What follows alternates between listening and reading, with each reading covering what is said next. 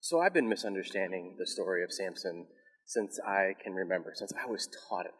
Now, there are many things that I've misunderstood, but there's just one thing I kind of want to go over this one time.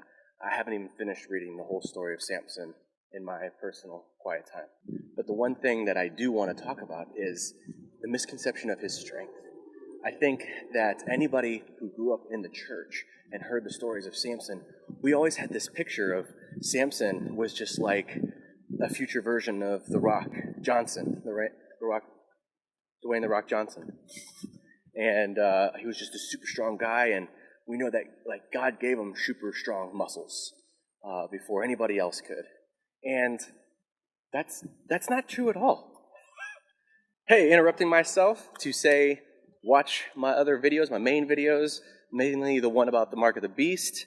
It starts out with a short skit, and then it gets serious and fair. So hopefully you'll check that out, and I've got another video coming probably tomorrow.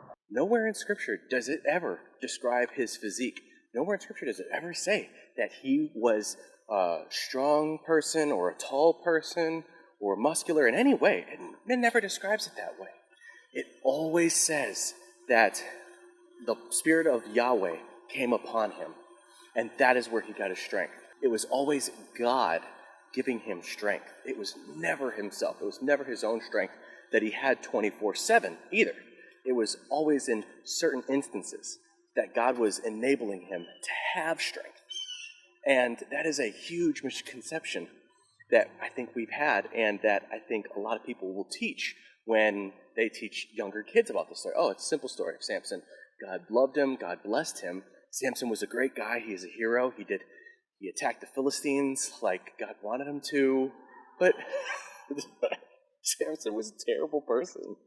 And that's really confusing because they're like, well, why would God use such a No, Samson wasn't terrible. He's just misunderstood. Because, no, Samson was terrible. He cared nothing of God and his glory. Read the story. Never. The author even says he didn't care. No, I'm sorry. I think that might have been a commentary. Said that. But if you read carefully, you will see that Samson leaves out certain things and therefore can conclude that he doesn't care about God's glory. He only cares about his own, because that's the only glory that he speaks about, his own vengeance. So it really blew my mind when I was like, oh man, I can't believe that, yeah, Samson was never this super big, strong guy. It was always God giving him supernatural strength. I could have been Samson. I could have looked like Samson because it was never his physical body. It was always God giving him that supernatural strength.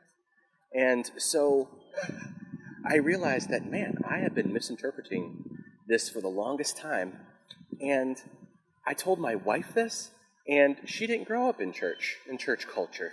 She read this story for the first time as an adult, and she goes, well, yeah, I know that. I was like, what do you mean you know that? She goes, well, it says it right there clearly, like it never describes him as that. I was like, what? No, this is mind-blowing. I didn't know this at all, and I didn't realize this. And I think that is a huge problem in church culture is when we teach a story, we teach it from what we were taught. And then we also interpret a story based off of what somebody else taught us instead of looking to God. Now, it's not wrong to be taught by somebody else or use somebody else's translation or interpretation of Scripture, but you really shouldn't just trust it as gold. What's up?